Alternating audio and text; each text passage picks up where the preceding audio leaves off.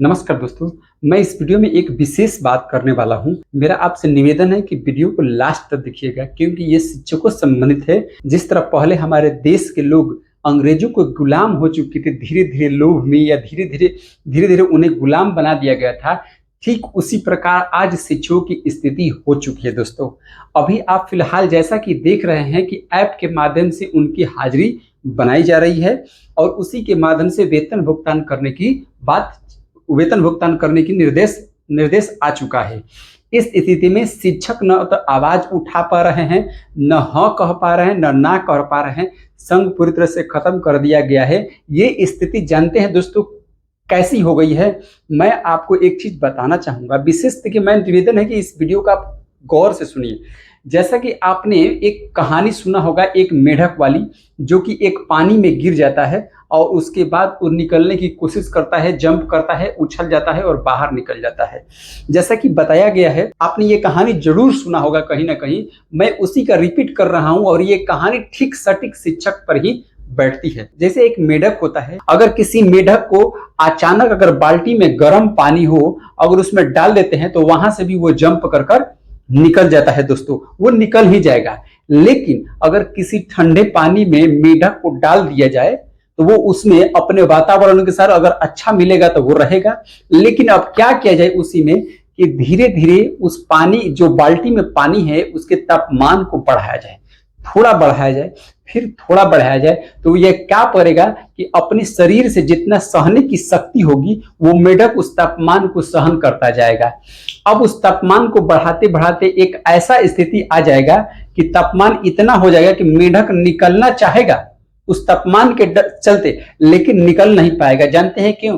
क्योंकि वो अपनी बॉडी की जितनी ऊर्जा थी के लिए उसमें एडजस्ट करने के लिए अपनी ऊर्जा को धीरे धीरे खपत कर चुका होगा, जिसके चलते अब उसके पास इतनी ताकत नहीं है कि उस गर्म पानी से वो बाहर निकल जाए।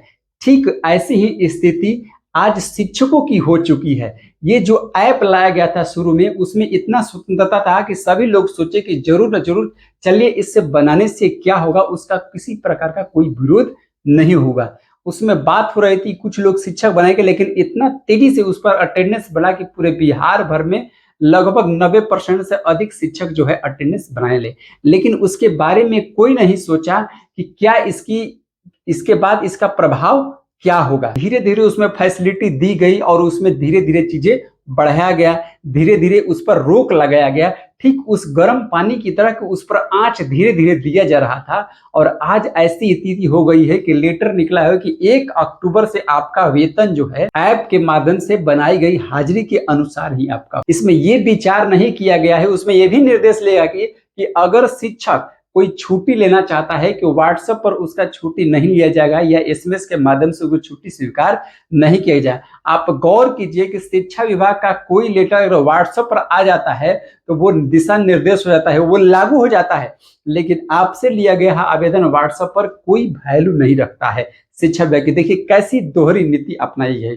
दूसरी मैं बात बताना चाहूंगा आपको हाजिरी से संबंधित। आज जो है सर्वर डाउन के चलते कहीं स्कूल में लोकेशन पकड़ रहा है, कहीं नहीं पकड़ रहा है, कहीं दूर दराज पकड़ रहा है। लोग स्कूल से जाकर बाहर हाजिरी बना रहे हैं, जो कि बहुत ही गलत बात है। शुरू में ही इसका विरोध होना चाहिए कि मेरे स्कूल में लोकेशन नहीं पकड़ता है, फिर भी जाकर लोग अपने आप को सही साबित करने के लिए लोग अटेंडेंस बना रहे हैं। और आज क्या है, उसी चंगुल में फंस चुके हैं कि अगर उसमें से एक शिक्षक की हाजिरी बना दिया तो दूसरे पर भी सवाल उठेगा कि आप क्यों नहीं बना सकते।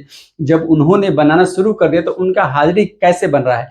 जबकि इसमें शुरू में बहुत सारे प्रश्न था कि मेरे पास, मान लीजिए मेरी स्वतंत्रता है, मैं एंड्रॉयड फोन नहीं रखूंगा, मेरी स्वतंत्रता है, मैं वीडियो मोबाइल ये सब नहीं चलाऊंगा, मुझे यूट्यूब या नेट नहीं चलाने का मन है, मैं सादा मोबाइल रखूंगा। विद्यालय में टैब देने की व्यवस्था करने की बात हो रही थी।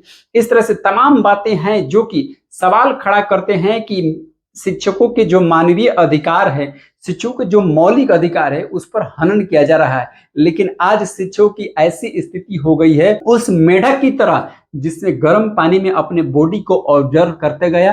ठीक उसी प्रकार जो ऐप है उसमें धीरे धीरे फैसिलिटी, स्वतंत्रता दी गई थी कि आप कभी भी अटेंडेंस बनाइए, फिर उस पर बॉन्ड किया जाने लगा, फिर उस पर निर्भर किया जाने लगा, लोग उस पर निर्भर। आज स्थिति हो गई है कि जो अटेंडेंस ऑनलाइन बनाते भूल जाते हैं कि मुझे रजिस्टर पर भी अटेंडेंस बनाना है। लेकिन जब आज टाइम की जो पाबंदी हो जाएगी दोस्तों, तो आप टाइम की जहां पाबंदी आपको हो जाएगी, आपकी मानवीय स्थिति को नहीं समझा जाएगा, आपसे रास्ते में जो घटनाएं हो जाएगी उसका कोई वैल्यू नहीं रह जाएगा।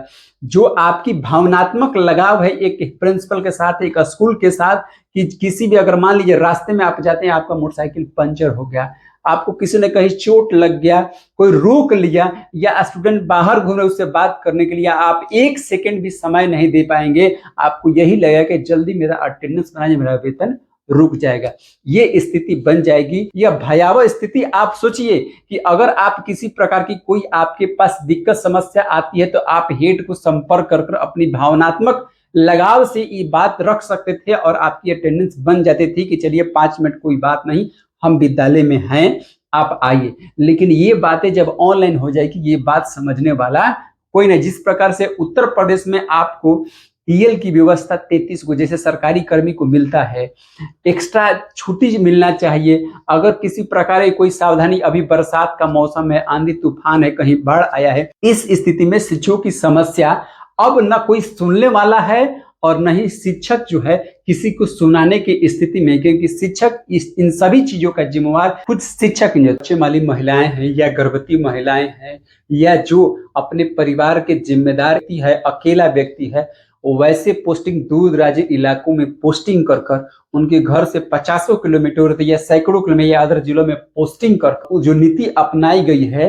ये ऑनलाइन अटेंडेंस उनके राह में इतना बड़ा रोड़ा बनेगा कि उसकी कल्पना वो लोग नहीं कर पाए। इसलिए अभी भी समय है, जागिए और अपनी मांगों को रखिए सरकार के समय कि जो आपके सामने ऑनलाइन अटेंडेंस बनाते समय जो आपके पास समस्याएं आ रही है, आपके साथ होगी, उसका निदान कौन करेगा, इसके बारे में आपको जरूर सोचना। मेरा आप लोगों से निवेदन है कि आपने जो शुरुआत किया है, धीरे धीरे चंगुल में फंसना शुरू जो किया है, आज जब फंस चुके हैं, दुर्दशा आपकी जो होने वाली है, इसके जिम्मेदार आप खुद हैं। अगर आज आवाज नहीं उठाते हैं अपनी मांगों को लेकर, तो फिर आप कभी उठ नहीं पाइएगा। जय हिंद।